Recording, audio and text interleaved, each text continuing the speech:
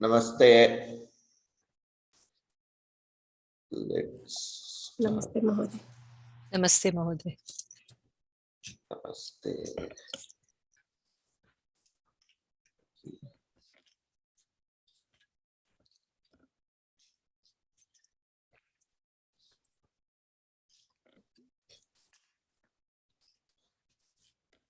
Shri Gurubhyo Namaha Harihi Om. Ekavaram Prarthnam Krutva Prarambhayamaha. Astu va? Om Gananam Tva Ganapatim Havamahe Kavim Kavinam Pamashravastamam Jyeshtarajam Brahmanan Brahmanaspata Anushrunvannodabhasida Sadanam Shri Mahaganapataye Namaha. Om Prano Devi Saraswati Vaje Birvajini Vati Dinama Vityavato Ano Divo Bruhatah Parvatada Saraswati Yajata Ganto Yakyam Havan Devi Jujushana Grutachi Shagman Vacha Mushati Shrunoto Shri Vagdevyai Namaha. Om Akhanda Mandalakaram Vyaptam Yena Characharam Chakshurunmilitam Yena Tasmai Shri Gurave Namaha. Gurur Brahma Gurur Vishnu Gurur Devo Maheshwaraha Guru Sakshat Param Brahma Tasmai Shri Gurave Namaha. Harihi Om. Shri Gurubhyo Namaha. Suswagatah Sarvebhyah Suswagatah. सर्वे कुशलं कुशलिनी सन्ति इति मन्ये. आम महोदय. उत्तमं ज्ञात्वा सन्तोषम् अनुभूयामि.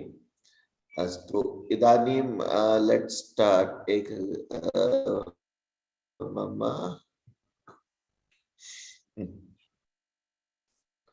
जवनिका दृश्यते वा? आम् दृश्यते. Screen is visible to everyone. Yes. Uttamam. Okay.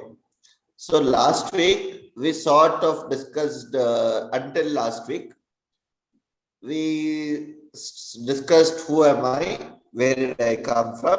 I am divinity in itself, manifested in some form. Where did I come from? I came from the Brahman as a byproduct of this whole creation of this Srishti. We said there were Vedas. There was Vedas in the is Ananta Vai Vedaha. We saw all the Vedas and how they came. What is the cosmic role of the Vedas? We also saw how much is available in the human realm. And then we started asking this question to ourselves. What is the purpose of this human life? And why are we here? And then in the process of answering this, I started with a couple of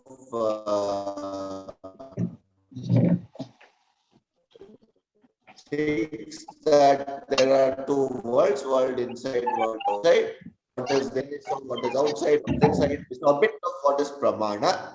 And I said Vedas are what are called Shabda Pramana. That is, they are eternal for us. We take them as Pramana. Whatever is said in them is true. We don't question the Vedas per se because that is sort of the thing that came as part of the Srishti. So you know, it is like questioning the operating manual of your laptop or your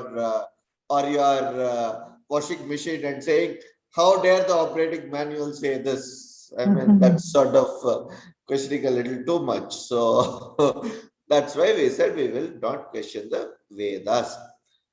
Okay, certain basic misconceptions that we busted. Family, uniqueness of an individual, then austerities. No, definitely we are not in a very compromised or austerities-led lifestyle. However, that doesn't mean we live in a world of take and assume that we are the end of things. We believe in a whole lot of dana. We will talk about dana in the next class, yajna and dana, how important that is. What is the concept of dana from our perspective? And I'll bring to you what Warren Buffett said and how it was responded to by one of our faculty at IIM Bangalore. So I'll bring those things next week. But for today, we'll just see this. We saw this Ano Badre, Sukta, Pashye, Mashalada, Shatam, etc. There is one more misconception that I wanted to burst before we moved on, and that's exactly where, our discussion was heading when Gauri Bhadaya also asked that extremely important question. I didn't ask myself to come into this world. Why am I here and why am I suffering all these things that I am suffering? Very important. So, one of the key things, and this is just a byproduct I'm telling, I'll go about and answer that question in a lot detail probably today. Okay. So, one of the key things that modern living has taught us. Now, I don't want to blame this as because of colonialism, this factor, this, that, whatever reasons, the way we are living today and what we are teaching children, especially today. At least about 25 years ago, it was a little different, but it was not greatly, vastly different. Was that only good things need to happen to us. If we do good things will necessarily happen to us. Now, this is the biggest, nowhere in our entire Shastras and Dharma or Sanatana Dharma, nowhere is this said, is this statement made that good is the only thing that will happen to you. First of all, the whole concept of good and bad itself is questioned by Krishna. As in, he says, Labha, Labha, Jaya, Jaya. They're all just what you experience. That is not in the world outside, it's in the world inside. I can't emphasize this more. Very simple example. Let us say I like jamun or I like Mysore pak, whatever. You take a sweet, you name it, and I love that. Fine, fair enough. Okay. Now, if I like jamun and if the happiness or if my liking of that thing were to be in that jamun or in that Mysore pak or whatever, then everybody, whoever is sitting, at least in this classroom or everyone around me, should have been liking the same sweet to the same extent. Is that a fair argument? If that happiness was in that? Yes. But is that true? I'm sure if I take a head count here, somebody will say, no, I don't like. One person will at least say, if not everyone. Okay. Same statement I can make with, say, a bitter gourd. Right? Because that I can myself vouch for. If I take a head count here, at least 50% will say I don't like bitter gourd. But I like bitter gourd. Okay. So that liking and disliking is an individual factor and not an external factor. Similarly, that good and bad or right or wrong is dependent on how the person is perceiving that whole thing to be. It is dependent on that. Unfortunately, what we have done is, we, for ourselves, first of all, there was one thing called a TV remote control. Now we have a remote control for everything, and we don't just have a remote control, we have Internet of Things, where you walk in and things should sense and things should light up according to my mood and according to my values. The curtain should raise automatically, pre-programmed, whatever. Right? I have changed all the surroundings around me according to the way I want. Fair enough. Right? Now, what I have done in the process is, I've created so many remote controls and handed all of them to 50 people around.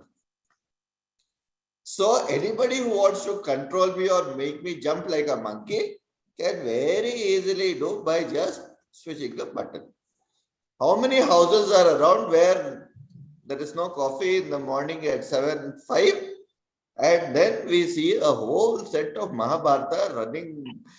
We don't need we don't need B.R. Chopra, or we don't need any Ramanand Sagar to recreate those things. Right? So we know what can go happen.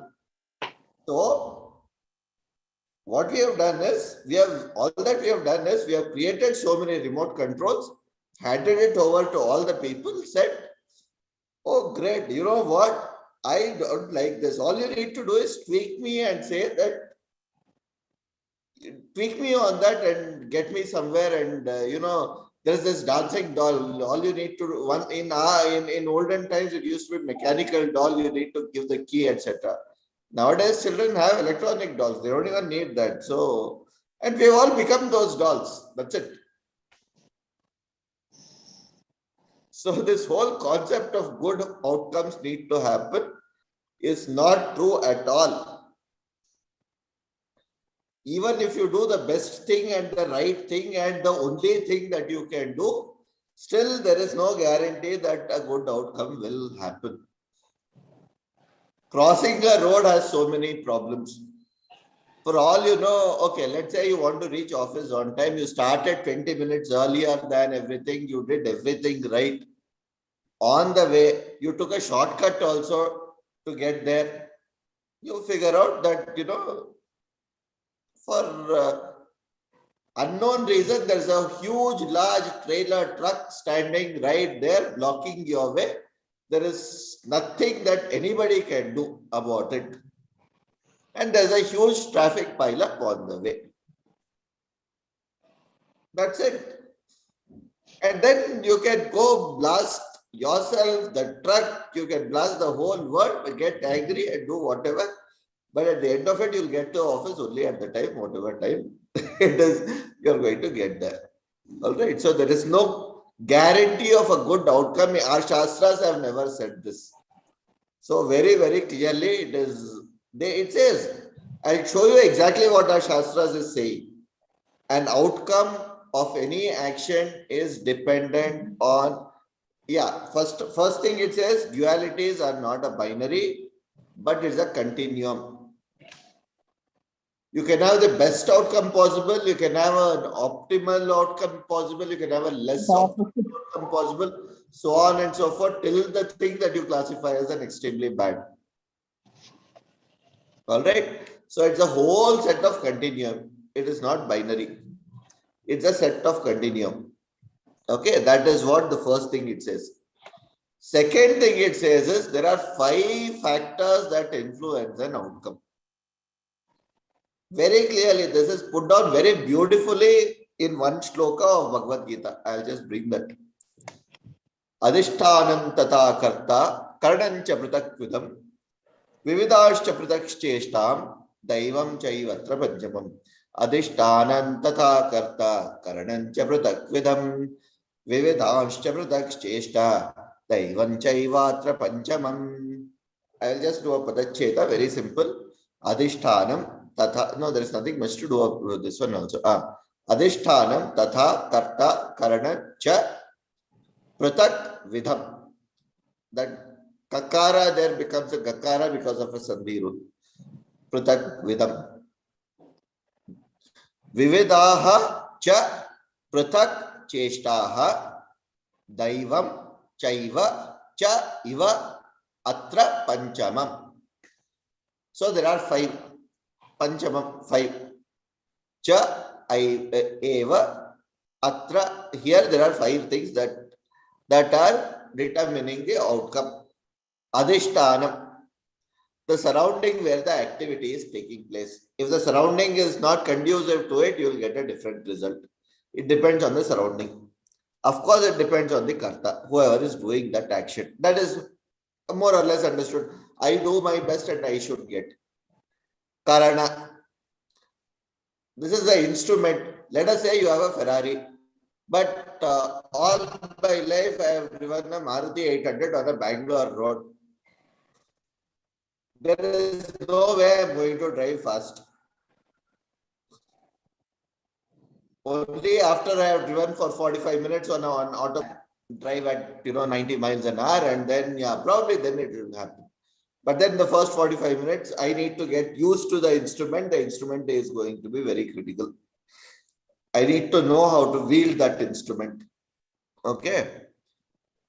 The other activities that affect this different things. This activity. Correct. Let us say this activity is dependent on the quality, let's say I want to drive a Ferrari only. Let's take that for instance.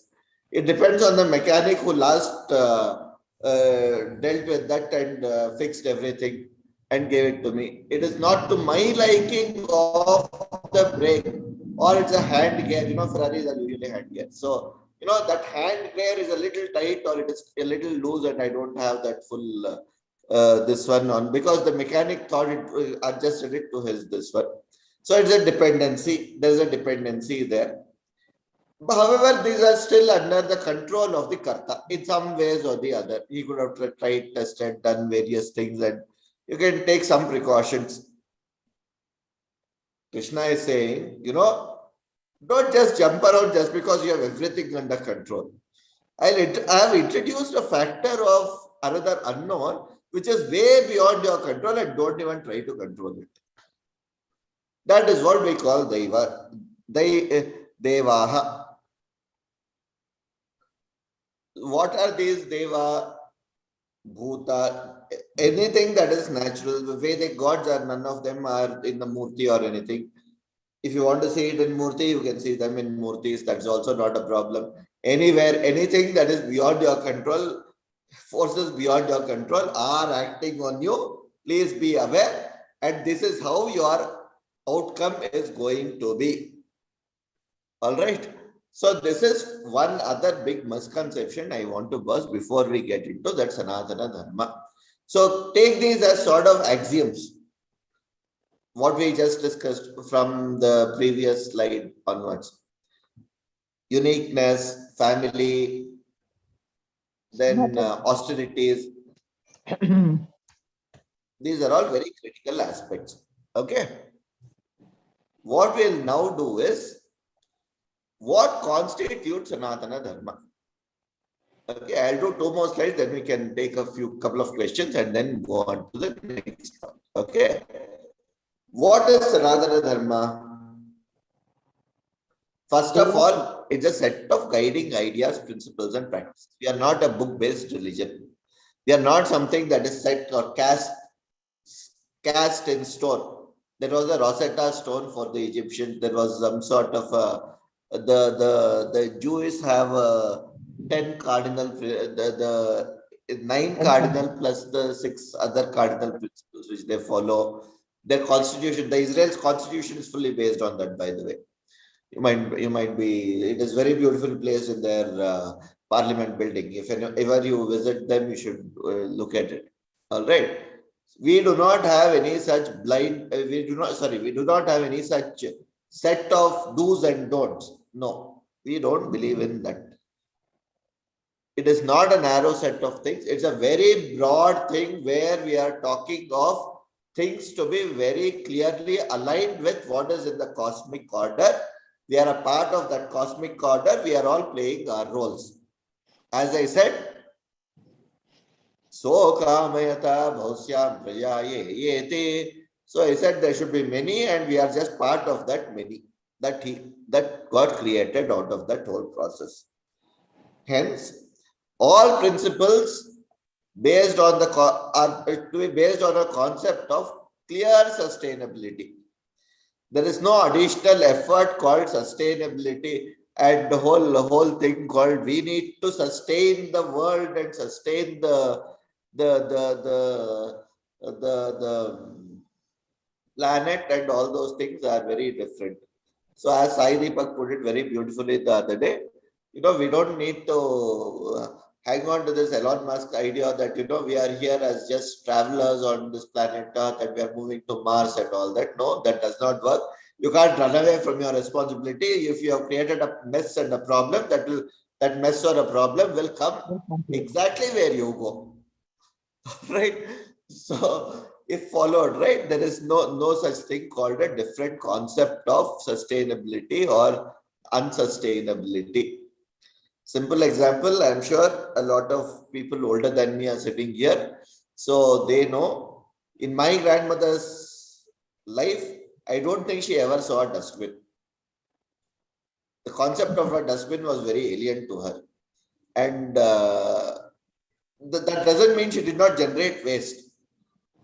But there was nothing that she said was a waste. And anything that was usable, you can be used, given out, everything was done, all principles were followed, and the house was cleaner than the houses that we maintain today.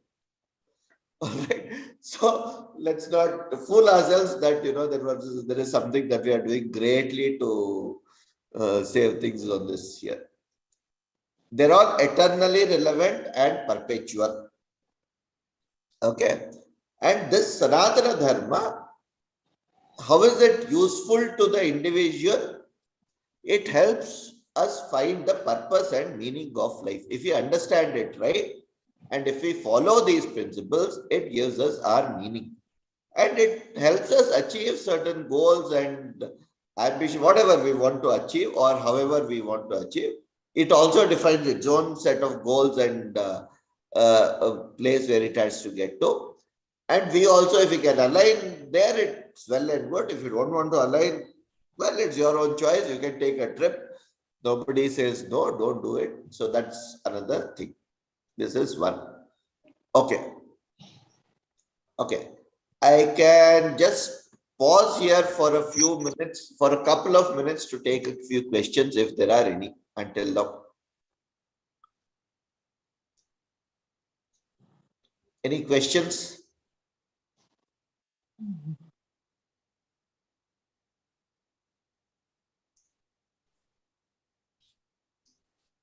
Okay. No, Mahoday. If there are no questions, we can move on. Yeah, we can move on. I'm glad. Yeah. Yeah, let's.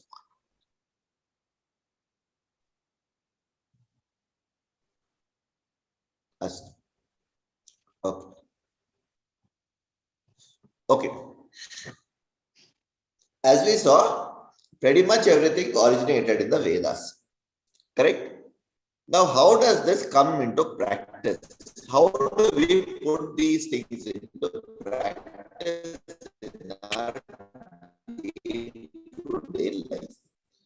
That is a question that we need to answer. I think is not of much use.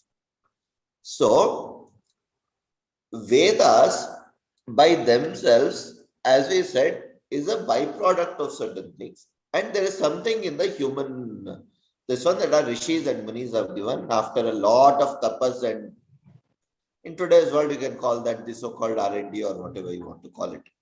Okay. So what they gave us was also a set of lifestyles and way to see and understand and take a perspective and have a worldview. Okay. First set of things that came out and they came straight from the Vedas were Sankhya. These are called the philosophies. Came as a part of the Vedas were Sankhya, Yoga, Vaisheshika, Nyaya, Purva Mimamsa, Uttara Mimamsa. These are called the Shad Darshanani or 6 philosophies that exist.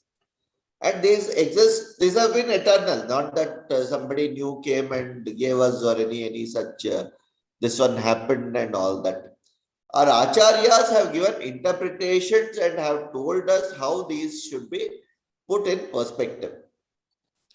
For instance, Shankaracharya gave a very good this one on Advaita through Uttar Mimamsa.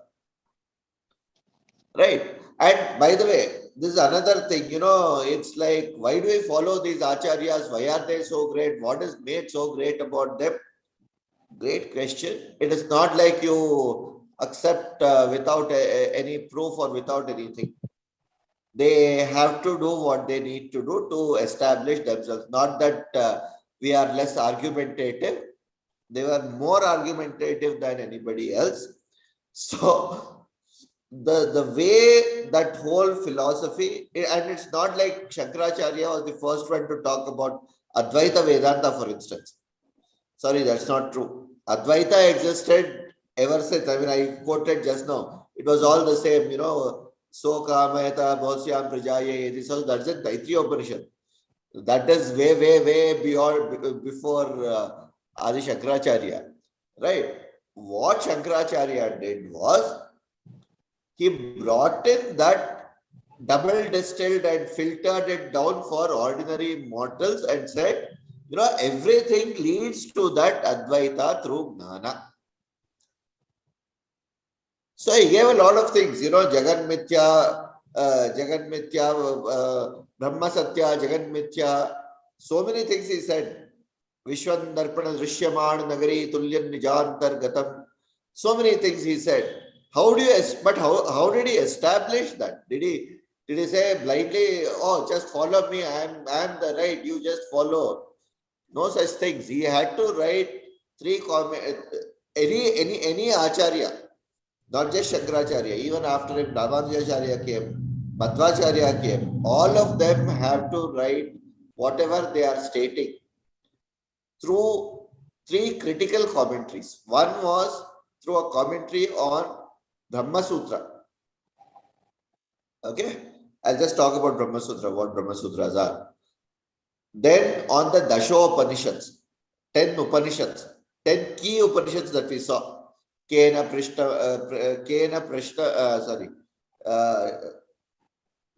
What is that?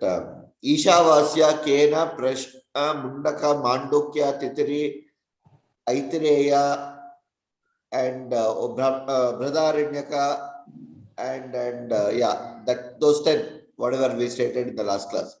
Those 10 Upanishads, they are the key Upanishads, and they wrote Bhashya, they wrote the long commentary on how their one Vakya, that is Jagan Mithya, Brahma Satya, Jagan Mithya, is in sync with whatever is there in the Upanishads, and in sync with the Brahma Sutra, and in sync with the Bhagavad Gita. They are called the Prasthanatrayi. Okay, how it qualifies with our Sanatana Dharma. Okay, so this was very clearly established through those schools of thought, all of them. Now, and we know three of these because they are usually followed in southern part of India very strongly. But there were people even after that. Vallabhacharya was there in the same Madhva, in the Bhakti tradition. Then you have Madhusudana Saraswati in the Advaita tradition. We have had many people who have written such commentaries. It is not that we have to stop with these three or we have to follow only these three or anything. So there are various people doing it. And there were Alvas and Nayanmars in Tamil Nadu. Okay. And none of them, by the way, were in any ways Brahmins or anything. We'll talk about that in the next class when we talk about gunas and things. All right. So people who follow this darshanas even to this days are called darshanikas or Vaidikas, Shrotriyaha. So you might have heard this surname, Shrauti. Shrauti is a common surname. So these are people who follow one of these darshanas and very strongly have it. Okay. Then there are Vedantinaha, Vedantins, who follow the Uttarvimamsa and things like that. After this, we have the Puranics, especially that's common in the southern part of India. Puranic is a common surname also. Okay. There are 18 Puranas and 36 Upapuranas. Now, what are Puranas? This is something that's very important to understand. We have Vedas, right? Take Vedas as something like, the highest form of given you, there are things that we will not understand in the Vedas. There are so many things that we will not understand and make sense of. So then come what are called through the Vedas, then comes Smritis. So take them as some sort of acts of parliament. If you take Constitution of India as some sort of Vedas, then this Smritis will be some sort of acts of parliament. You need to pass some acts and some things, criminal code, that this procedure, that procedure, etc., etc., etc. These are Smritis. You have the Manu Smriti, you have the Yagyavalkya Smriti, you have the Parasharya Smriti. So many Smritis are there. Okay. So these Smritis also help us understand what the Vedas are telling in a simpler way. Okay. Then come what are called case laws, for instance, in our normal, whatever we see in day-to-day life. Those are sort of explained in the Puranas. In a given situation, how one should act. How one would act in a given situation. Now, that is why Purana stories in the Puranas need not always be true. Some can be made up, but the essence of those Purana stories are very, very critical. Right? It's very important to know that these stories have a deeper hidden meaning and what they are telling. And that's why it is not easy to just read a story and understand. You need to have Upadesha coming from some Guru or Acharya to understand this. Okay. Then we have this whole set of people who are following just Acharya's words. These Acharyas have interpreted these and given us this one, where we have the Vaishnava Sampradaya, Shaiva Sampradaya, Kaumara, Shakti, Shakta Sampradaya. So many of them are there. Right? So these Acharyas have given us various ways of doing. For instance, Shankaracharya gave us the Panchayatra Puja Vidhi. So 5 gods, Vishnu, Shiva, Ganesha, Surya, Shakti. Tell me who of these is not important. Right. So he said, follow this much. This is good enough for you. You do this whole sampradaya. And he set up that whole puja vidhi, puja paddhati, etc. And he gave us some this one.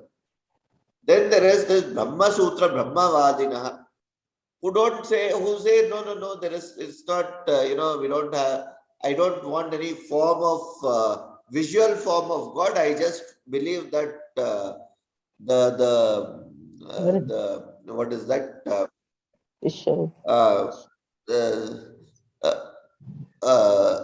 Adi and Ananta is the only God for me.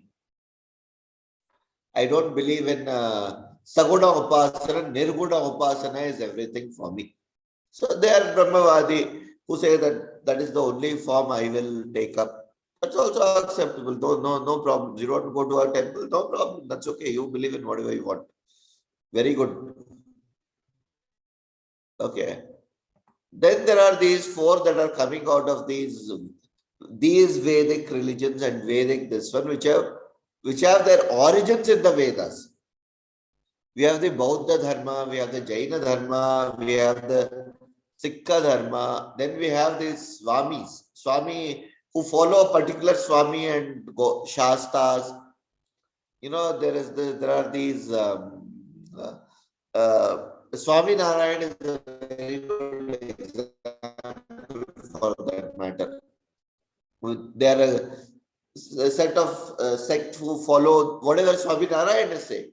That's okay. That's good enough. We will follow that. We don't want anything else, which is perfectly all right. All of these will still go back to this one. Okay. These are the set of things in practice. This is another set of corpus that we have. Okay. And interpretations of a lot of these is again lost out. Let me be very honest. Okay. Before that, there are 2 itihasas, Ramayana and Mahabharata. Now, there is a difference between a Purana versus Ramayana and Mahabharata. This is very important to note. The reason is, iti asit tadartam itihasaha. It so happened, that is the meaning of itihasa. It is not the work or the, what is it, neo-history or alternate history. No, we don't manufacture history. We cannot manufacture history. We are not in that. We are not in such positions as yet. Thank you so much. So we are not in a state of alt history. Okay. So there is a Ramayana and a Mahabharata, which did happen. How much of it is glorified? What is glorification? How much of it got added later? Let somebody decide and think and do things. But it is good enough for us to know there existed one Rama, there existed a set of Kauravas, there existed a set of Pandavas, there existed a set of ways of life, there existed a Vyasa Maharshi who did all these things. Right? So this is very, very critical for us. The reason is, in both of these, Ramayana gives us a normative text of how Dharma should be followed. Okay? It is the idealistic condition. All conditions were idealistic for Rama in a lot of ways. He had a set of brothers who were always following him. Everything was black and white. You know, there were a set of things that were good, right? And the moment you see something, you'll see, okay, this is right, this is wrong. This is right, this is wrong. This is right, this is wrong. No such, contradictions and dualities around too much. Okay. For Rama, that is how he was placed, right? Brought about. So that's sort of a normative text, if you were to see it. Mahabharata, as Professor Mahadevan always mentions to us, is sort of descriptive text. What happens when an ordinary person like you or me tries to follow the same path that, that was followed eternally by Sri Rama? How much can things go wrong or right? Or what are all the circumstances we will look at, we will fall into. And that is where the role of Krishna becomes, it gets exemplified. If you look at Ramayana, Rama is portrayed like a perfect human being. That's it. Nothing more. In fact, you go through the entire Ramayana, is not showcased as God at all, anywhere. In fact, if you see the first Balakanda, all that Valmiki Maharshi asks is for 19 qualities. Is there a person of these 19 qualities? If I tell those, someday we will discuss that in some other class. But if we look at those 19 qualities will be nowhere near what qualifies the good as a great or a good person today. So I mean, he does not even talk about money. So there itself, the whole argument falls down. So we have brought down everything to two things today. As a child, marks. You're getting good marks. You're good. You're right. You're there. As an adult, you're earning well, you're good, you're there, you're done. There is no other such concepts of integrity or control over your senses, having a good outlook towards life. No such things. And in fact, he brings about Jitakrodha, who has conquered anger as one end. At the other end of the spectrum, he says, Jata Roshasya Bibhyati. If he gets angry, the whole world will shake. So both the qualities are necessary for a king in a human being. He brings out both. So there are 19 of them, we will discuss someday. Okay. So what happens when these things are followed in life is shown in Mahabharata. And that's why Mahabharata from in Ramayana, we hardly have 24,000 shlokas. Mahabharata is 4 times that. It goes to 1 lakh shlokas and with all sorts of stories. And we know what all Krishna had to Krishna, he did not come down as a Manava Avatara. He himself says, I am a form of Vishnu, Adi Vishnu. So in the 4th chapter of Bhagavad Gita itself, he clarifies to Arjuna, look, don't look at me as your cousin. I am talking to you as someone who knows things, so better listen to me. So he distances himself right away there. So he himself has stated that. So given that, in spite of him being all that, we see the kind of things he had to do to make sure Dharma was winning. Right? So that's why these are itihasas. That's why they are very important to us. One key thing to note here, in fact, I'll just read this out. This is what is, I think one Mahabaleshwar wrote this, if I'm not mistaken, or Guru Govalkar or somebody like that. I don't know who wrote this, but it's from the RSS, this one. Yam Vaidika mantra drishaf puranaha indramyamam matarishvanamahuho vedandino nidvachaniyamekam yam brahma shabdena vinerdishanti shaivayamisham shivaityevo ityavochana yam vaishnava vishnuriti stuvanti buddhastatharhan iti Bauddha Jainaha Satsri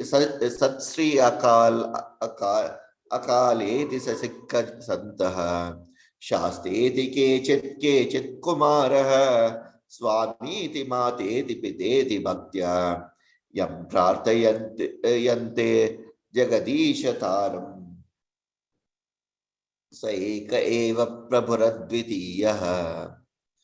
So there are also people who just say, my parents are my God, that's bhakti for me. There is this beautiful story around Krishna, around Ganesha and Subramanya, when the parents ask, okay, we will give you this laddu to whoever goes around the world 3 times. Now Subramanya just gets onto his peacock and goes around the world. Of course, Ganapati with his Mushika, where 3 rounds around the world and all, he says, okay, fair enough, let me do the smarter thing. He just goes around his parents 3 times and says, you are everything, and he wins that.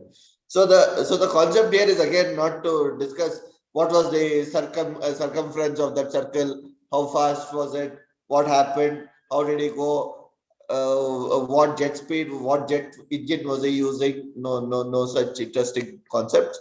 It is just that, you can live with just calling your parents as gods. That's it. All right. So I've put down all these here.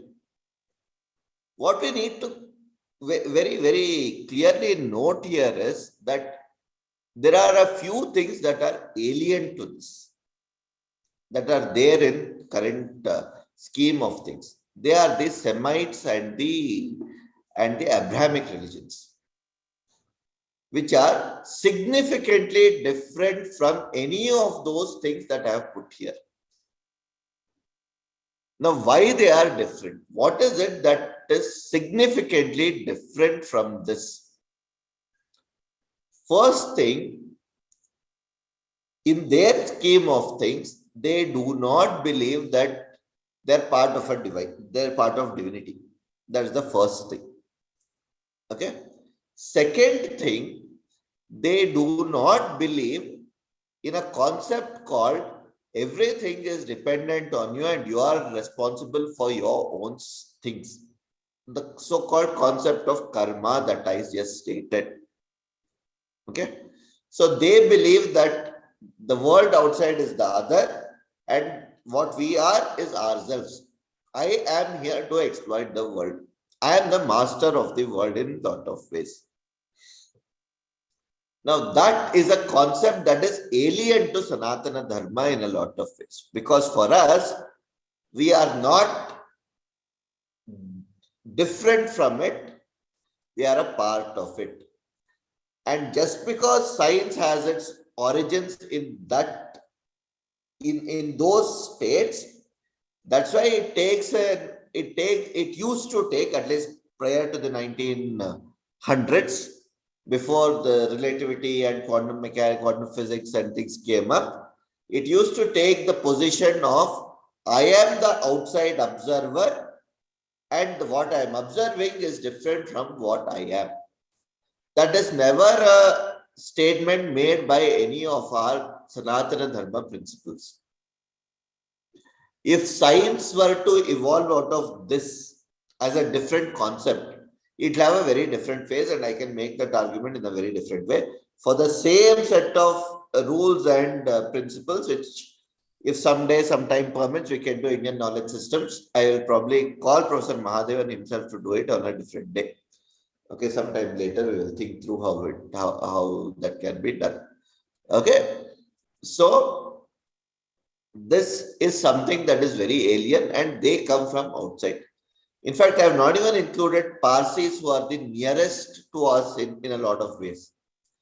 They also have a little different concepts. So that's why they would not fall in the bracket of Sanatana Dharma in a lot of ways. So it's very important to know the significant difference as a matter of fact rather than just, parroting all around that everyone is the same, we are all Vedantins, we are all going to the same place.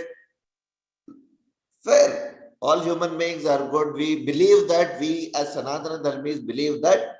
But if someone is telling us, you follow that, I'll follow mine, then there's a sort of this one where we need to question, okay, is this exactly what you believe? Unless we can ask them those questions, it becomes challenging. All right, fine. So this is one. So now let's answer this purpose of our life with this sort of a primer.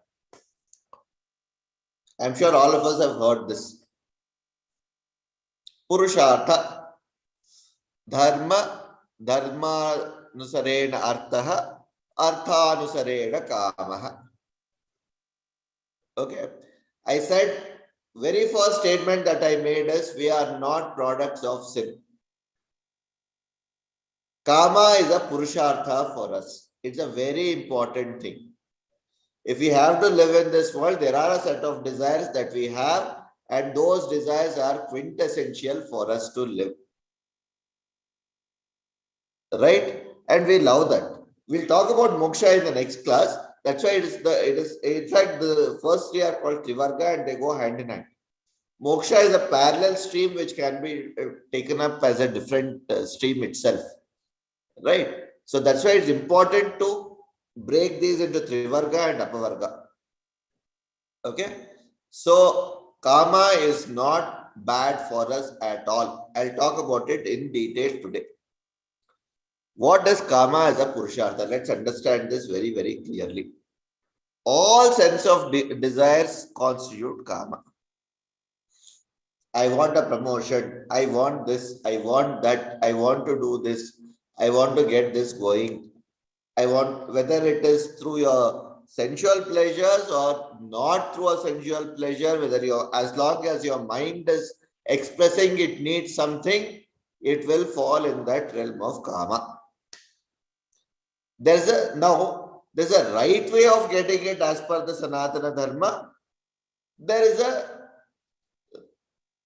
non-prescriptive way which Dharma itself says is not the right way of doing it. And it says, yes, what will happen if you do it? It just says, these are the two paths I'm opening. It's up to you what you want to take up. It never said do this.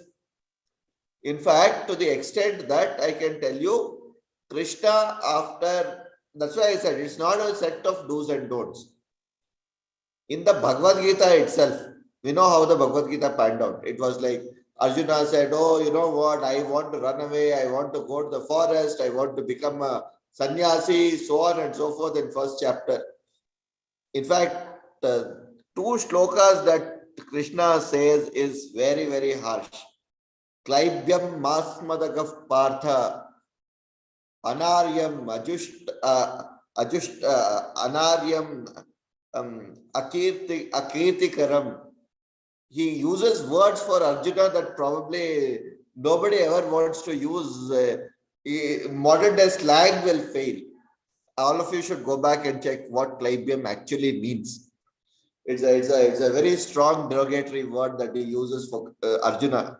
What the hell are you doing in this place? You are whatever you are, Clybium. So that is the word he has used. Krishna has used and said that is what your position is if you run away. All right. And that is when it starts. His whole Upadesha starts from the 10th, 11th shloka of the second chapter. Until then, it's all about Arjuna just talking and saying, I am doomed.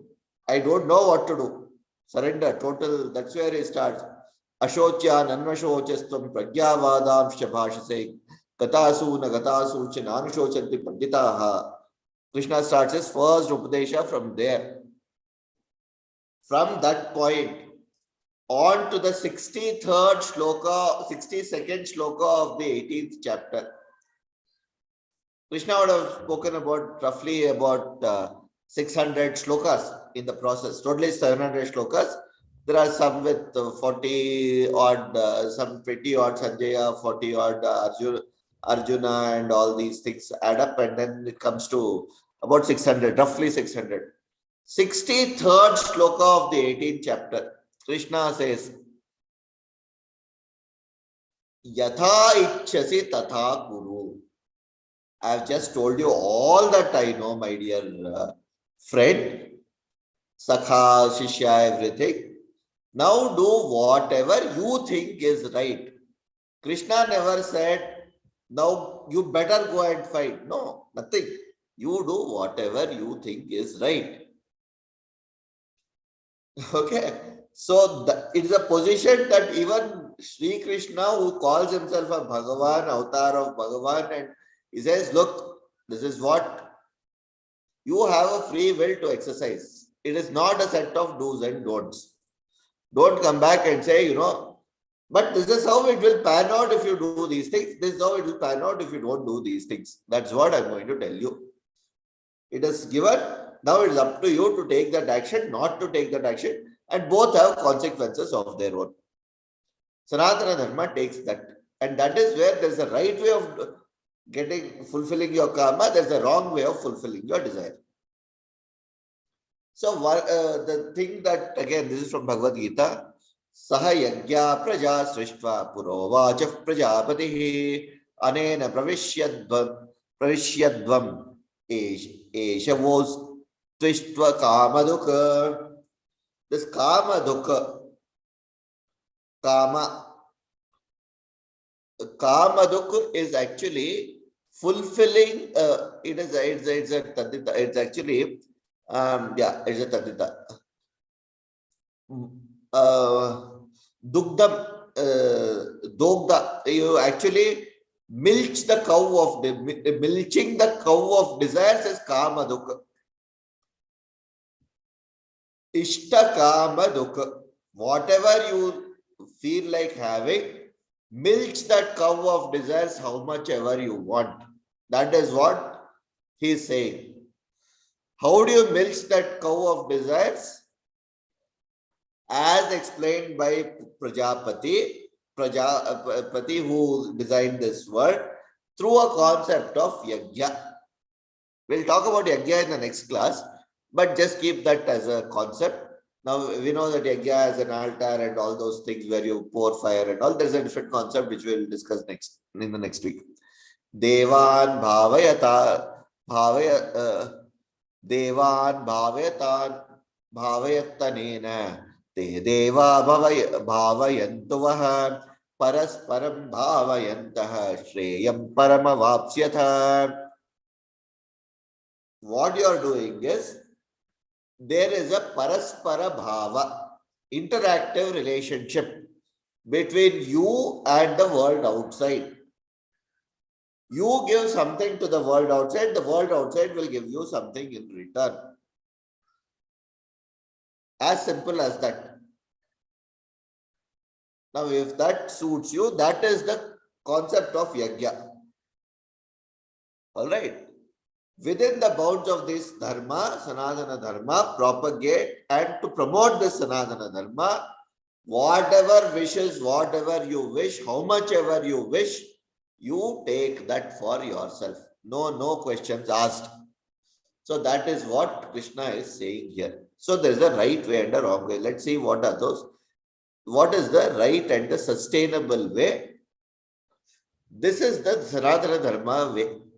Dharma, Dharmanusarena Artha. Follow Dharma,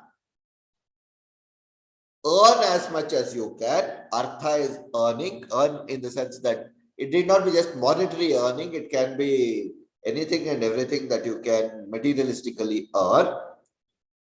Through that earning, through the means, to the extent that you have earned, okay, spread your legs only as much as the mattress is, for instance. That is the point that is trying to make. Milk your desires to that extent. Now, don't have an overdraft facility. Basically, don't have an overdraft facility. Go to a credit card company and say, okay, I'm borrowing over and over and over again to fulfill my desires. That is not sustainable. That is the Sanatana Dharma point of view, and this is what it takes. Today's is sort of an unsustainable and an unwise way of doing it, where we have reversed the whole thing. First, I'll sort of try to quench my karma. Then I'll see if I can earn something. And if possible, okay, in the process, if I'm following Dharma, well and good. If I'm not, that's okay. Not that this wasn't there at one point in time. This was there. In fact, the Charvakas followed this even at a long point in time, but they were all kept far away. We are sort of trying to mainstream it for whatever stupid reasons. It's unsustainable. I'll tell you how it's unsustainable. Let me just read this out for a minute. Yavat jivet sukam jivet chutam krutva kritam pivet basmi bhutasya dehasya punaragamanam kutah. Yavat jivet sukham jivet. As long as we live, we should live happily. Simple. Even if I have to take a loan, or even if I have to overdraw my account, or even if I have to make enough debts, I should drink. Grita is ghee. It's symbolic for well-being. That's all. Drink ghee even if you have to overdraw. Okay, so it's symbolic for all the material needs that I want. Bhasmi bhutasya dehasya. Once the deha becomes ashes, where kutaha punaragamanam, where is the coming back of that deha again? So as long as I'm in this deha, let me experience all that my deha is asking for. This body, whatever it asks, let me give it.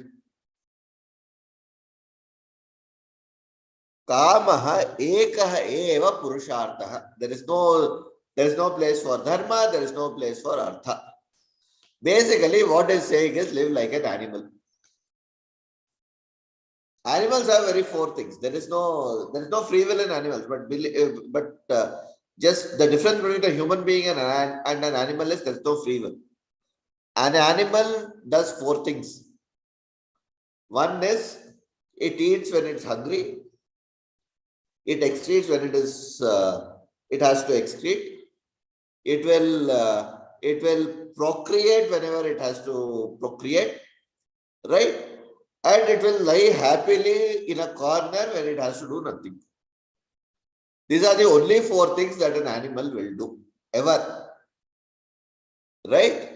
There is no concept of a free will. That's why you will never see a lion telling, what if this deer does not appear to me when I am hungry tomorrow?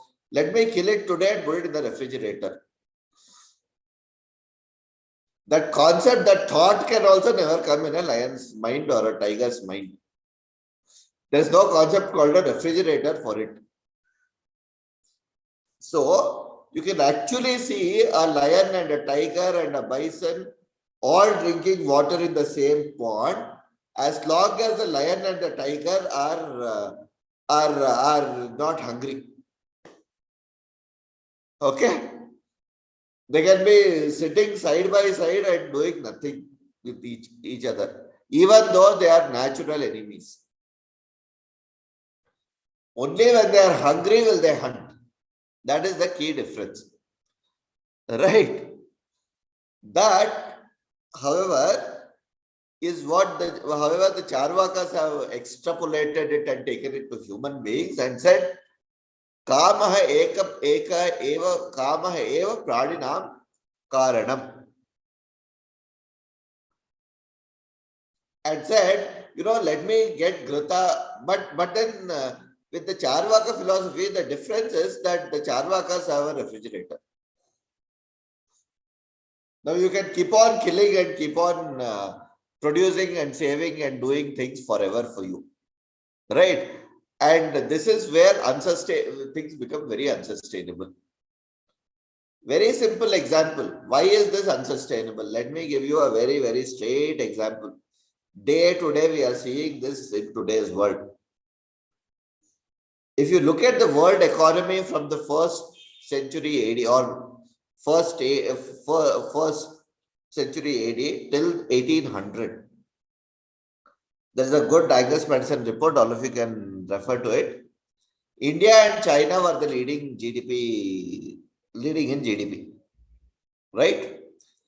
They constitute about 60 to 5, close to 65% of the world's GDP, by the way, until that point in time.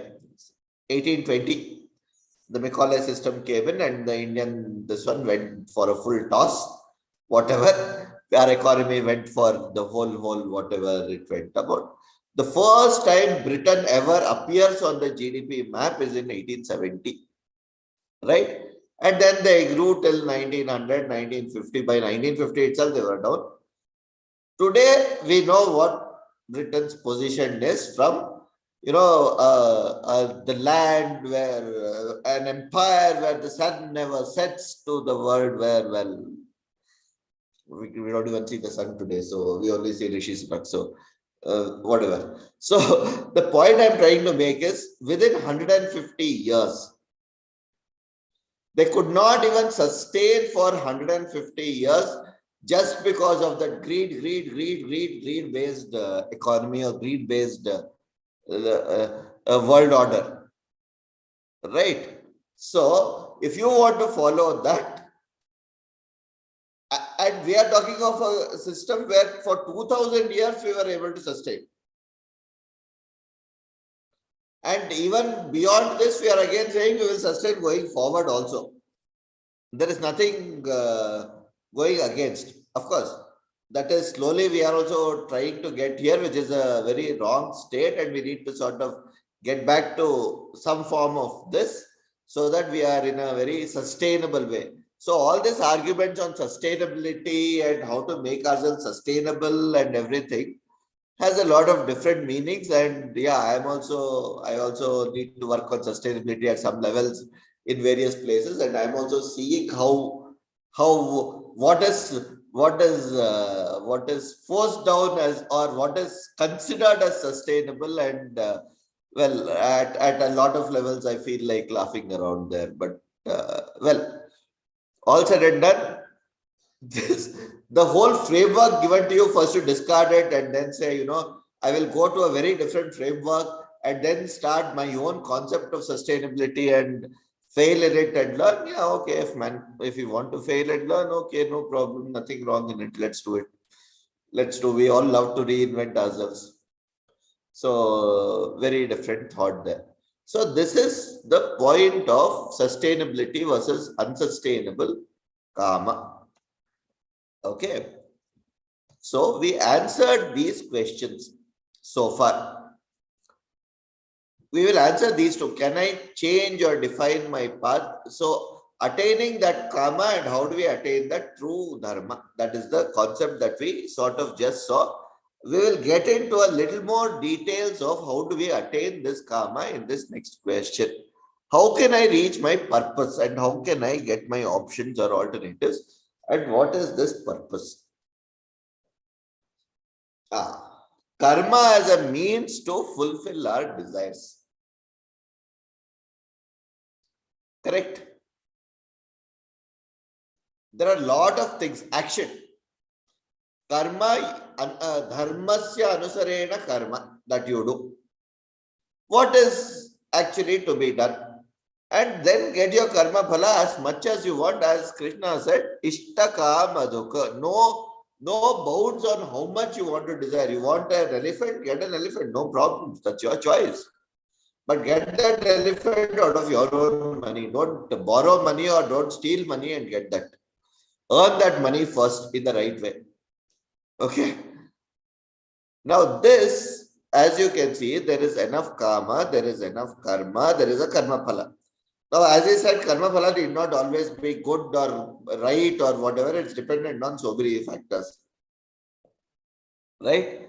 Then again, this karma phala. Okay, let's say for instance, my first thing, what did I want to do? First standard. First standard, I wanted to come. I wanted to be appreciated by the teacher. When will she appreciate me? If I say okay, fine. If I start reciting whatever she says, I start reciting.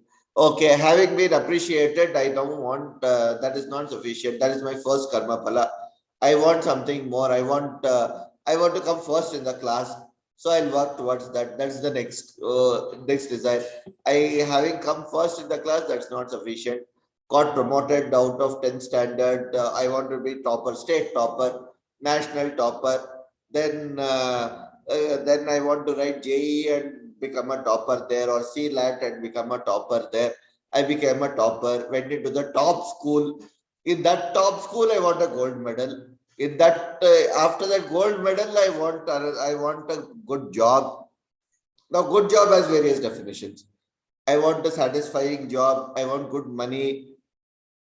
That is not sufficient. That fellow bought a BMW yesterday. How can I not own at least a Merc? I have to get a Merc.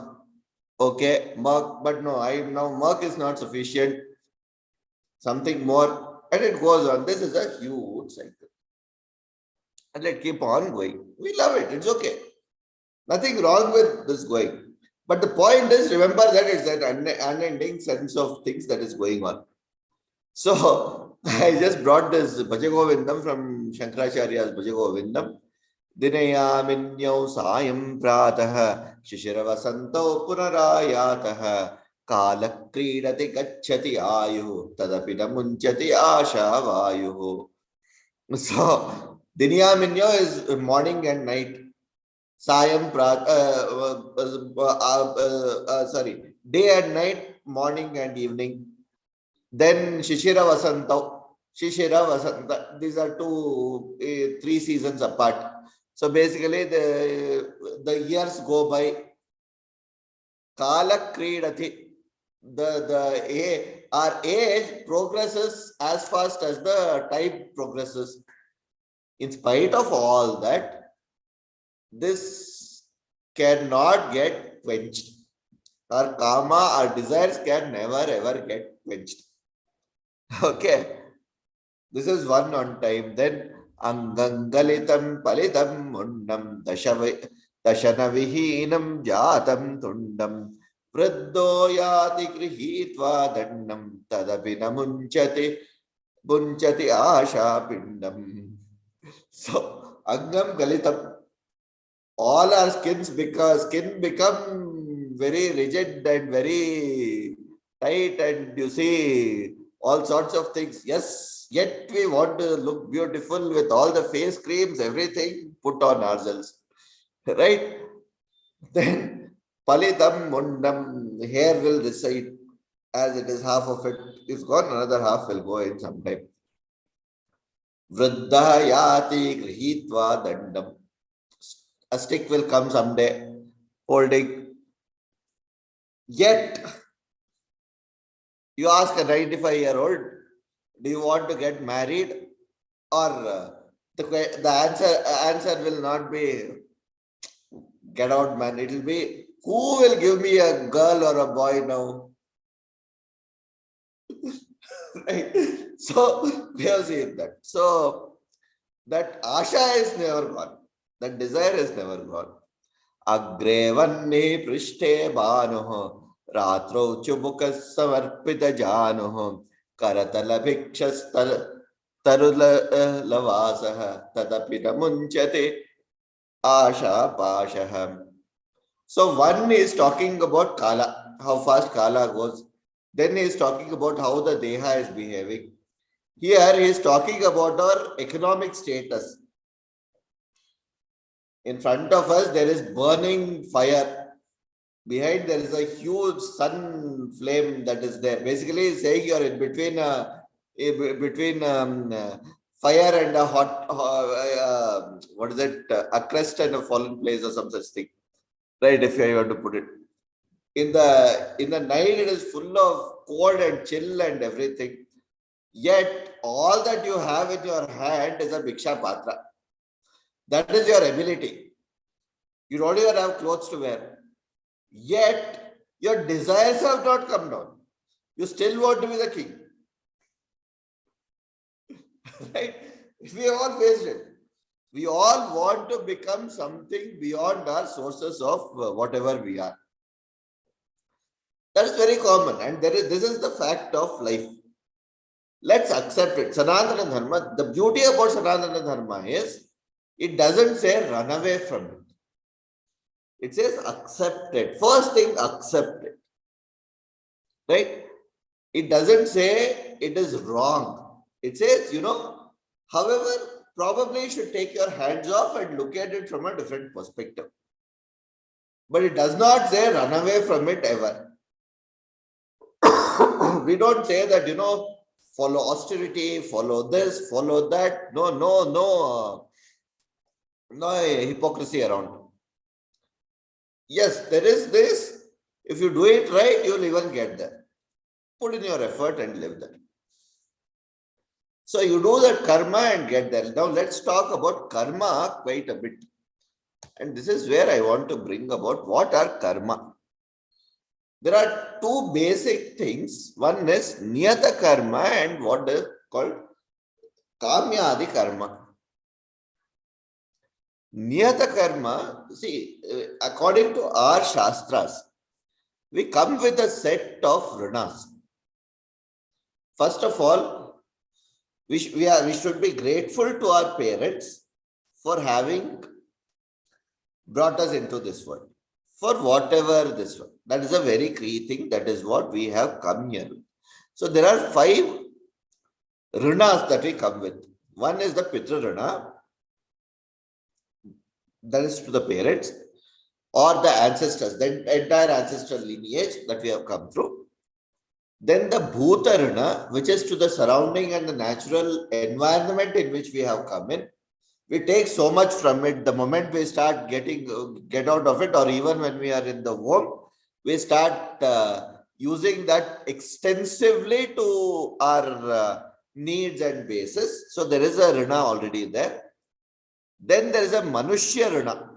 All the people who have helped, who have not helped in Pratyaksha, whatever. Then there is a Rishi runa. That is the Gurus. And acharyas who have guided. The gurus are very, very critical. We'll talk about it in the next class again. Then there is a Brahma runa. Brahma is the eternity because of whom we are here. So kamayata bhosyam praja yeti. So someday we want to reach that. All right. So what are these? So we follow certain rituals just for these things. So Trikala Sandhya. So these are what are called Nitya Karma. Trikala Sandhya is morning, afternoon and evening. It's a Nitya Karma here, does not refer to daily. These are not daily practices. Pitrakaryam, for instance, Pitrakaryam is done once in a year. So it's not done daily. So the Nitya means that is eternal. Okay.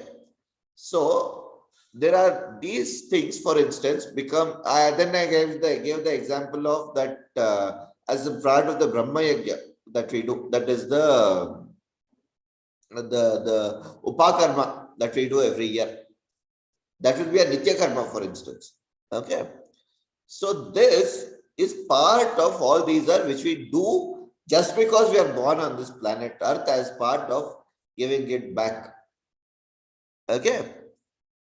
Then there are what are called Naimittika Karma. As part of being here and responsibilities that we have taken up, Let's say, for instance, we have children or there's a child, you need to do certain samskaras for that child. You need to give them good education. You need to give them good upbringing. You have to make them good citizens. You need to see to it that they're married, well settled, doing well for themselves. So all those things, for instance, will be a part of your naimittika karma, as part of your responsibility towards that society. Then comes a set of kamya karma. Okay. These are, for instance, you have the Astu Jyoti Modaya. We will talk later. So, Putra Kameshti. This is a kamya karma. For instance, these are not something that everybody can afford to do. These are only for the kings or anybody who Rajasuya Yaga, Kamya Karma. Then there are certain karmas that come in the category of Nisheda Karma. You should never do. Don't steal. Don't never steal. Okay. But suppose you get into a situation where you are stolen out of some, let's say, out of some compulsion or out of a state where you cannot help or where innocently or ignorantly or whatever reason, you have what are called prayashchitta karma.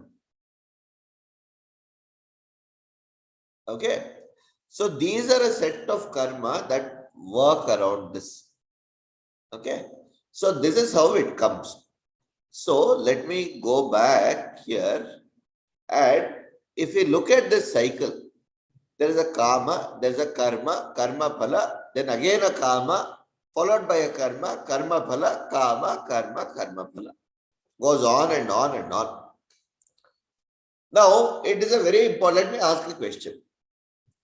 Let us say there is a desire and I have not fulfilled it. As I said, at the age of 95 also, there are so many wishes that are unfulfilled. My husband or did not get me a sari. And then tomorrow that person is dead. What happens? Question to answer, no? Let us say somebody is like, yeah, I needed a two-wheeler. I want a two-wheeler. I need to keep on riding. That no more this one, no more, your time is up, you're gone. That desire is unfulfilled. What happens? Where does it go? There has to be some principle to balance all these things. No, otherwise, as we saw, if things are not balanced, I said it's a very sustained way of living. I made that statement very upfront, very clear. It's a very sustainable way of life. There is nothing called unsustainability. So that means my accounting principles have to be very clear. First thing. So if there is a desire that needs to be fulfilled, it has to be through a karma, and that karma generates further karma phala, and that karma phala creates further karma and further karma. So it has to be through some good accounting mechanism and principle. And that is where we have the concept of what is called sanchita karma, prarabdha karma, and agami karma. Okay. So all are debits and credit balance. So this is a perfect financial accounting system. Let's not even, let's have no doubts about it. And by the way, in finance, there are two concepts. If you people, there are two concepts. One is called the P&L, that is the profit and loss statement. The other one is the balance sheet. Okay. Now, in the profit and loss statement, it's a very straightforward thing. All you need to do is, there are liabilities, there are assets. You can offset all your liabilities against all your assets and say, this is my net profit. Done. Once the year is over, done, dusted, over, I start all fresh again with zero, this one brought forward, profits brought forward. That's it. However, my balance sheet is not that. My balance sheet is a set of debits and a set of credits. And what we call in finance as running concern. This is eternal running concern. Now the same concept, replace your credits with what are called punyas and debits as what are called Papas. papas. Okay? And there is no offset. There is no offset at the end of your life. For us, death is only a comma. Okay? To be born all over again. As simple as that. Now, if your credit scores are high, if you have high credit rating, you go to a different world, you do something and you enjoy some decent place, you call it some Sterling resort or some Mahindra resort, enjoy yourself, come back. If your papas are high, then you get into something else and you do something else and come back. As simple as that. And you keep on doing this over and over and over again until that time your credits are zero and your Debits are also zero. there is no concept of offsetting. So there is this whole misconception again. This is another misconception that we have. You know, you can offset your punya with your papa. I keep stealing from one hand, then I keep donating in the other hand. So I have done papa. Papa is offset against punya. So done everything. No. You stole. You have a different set of karma phala for that. Go through that. Be a good boy. Go through that. You have done a lot of punya. Be a good boy or a good girl. Go through that. Enjoy yourselves. This whole set you keep on going over and over and over and over again. That is what is called Janma, by Janma to Janma to Janma. So this whole concept, what we said, can extend. This need not be just in one Janma. You have more, I want more Mercedes Benz, I want more BMW, fantastic, come back, have it next time. All right. So all there, all for you. It's all accumulated. It's accumulated over several janmas. Sanchita karma is your perfect balance. So all that our Paramatman Brahman said was, I'm going to be a very faithful and a very loving and a caring and a very fundamentally right accountant for you. I'll do your accounting principles perfectly well. I will not mess up even a single thing that you have ever done. You split a hair, I will keep an account of even that. Okay? So, all that we will do is we'll have that stored.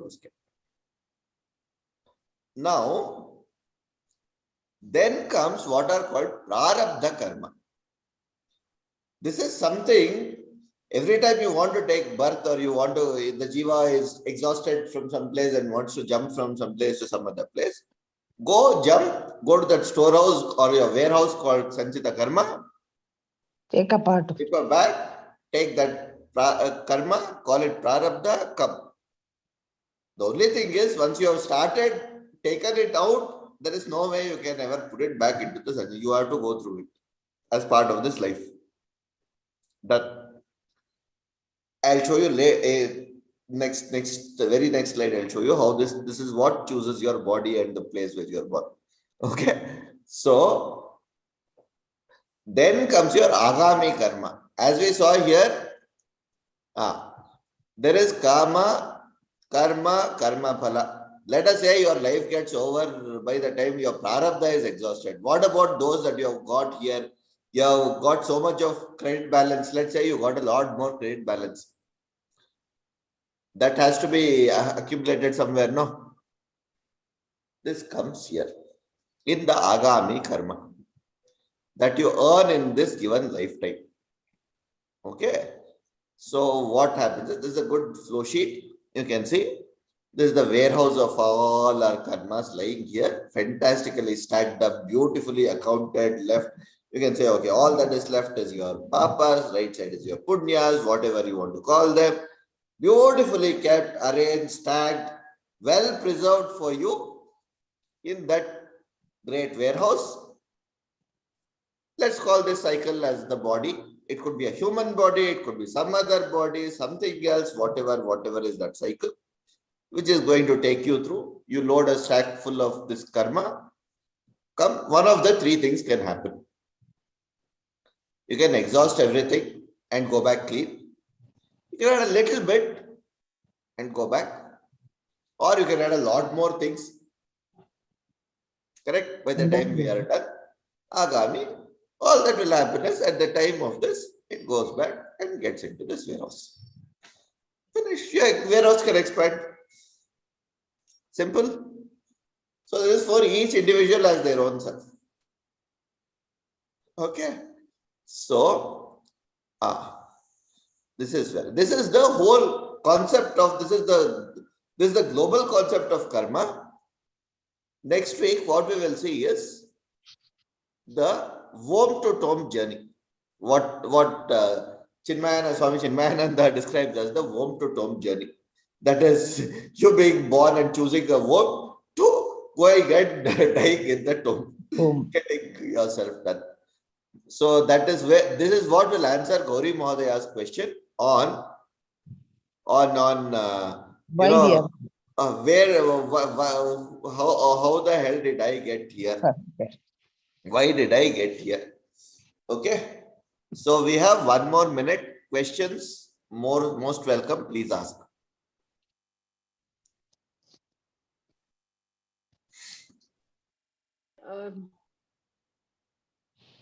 I did not understand this concept of where you don't have free will in that. I mean, you cannot choose. Free will is very, very important. Yes, free will is very much there. Free will is there in as I said, free will is there only in human beings. Until you become a human being, there is no concept of free will. I will show you, I have that slide. As I said, next week we will see this. Yeah, this is where free will comes in. To perform or not to perform the activity itself is free will. The prarabdha karma is picked not by us, or is it? It is chosen by our actions. That is a good point. Chandogya Upanishad has a very detailed way of looking at it. So prarabdha is decided by 2 or 3 factors. One is, of course, the self, the Atman, and the Kala also. The type and the environment. See, the idea is to exhaust your credit debit balance as fast as possible. That is what the cosmic order of things lead to. Okay. Now, in fact, Chandogya Upanishad does a very beautiful thing. It in fact describes beautifully. It says the jiva can live through Eka Adhika Shatam, 100 plus 1 ways. Leave the body in 101 ways. If it leaves to the Brahmarandra and through this one, then that is the end. You reach Brahman. You have reached Brahman. Yeah, there is no Punarjanma. However, if you leave through any other part, there are 100 parts that it tells, through the right ear, left ear, through the nostril, any other part. What is that next Janma, how it is going to come back through the which yoni and how it is going to come back. That whole journey is beautifully described in Chandogya. The path of which this Janma ends actually shows you how you will go, what will be your next Janma. Exactly. Okay. That is a dominant factor, but as I said, there is a Kala factor also into it. Okay. That is so very, very a person who passes away in his coma, from the coma stage, and for him the death is slow. correct. Okay, but a certain person who dies with an accident or a heart attack, his death is so fast, and it could be from any of those paths.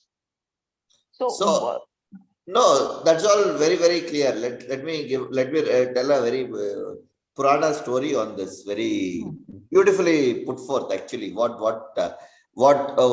why I started this whole lecture 2 weeks back with a very critical point that I made.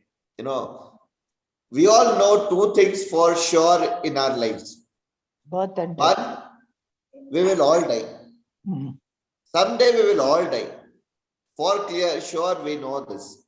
Yes. We also know that we do not know when we will die. Hmm. That Yes. when is a concept never decided by us. That's decided by the prarabdha. We have already written that. How is a different story. How we meet it is a different story.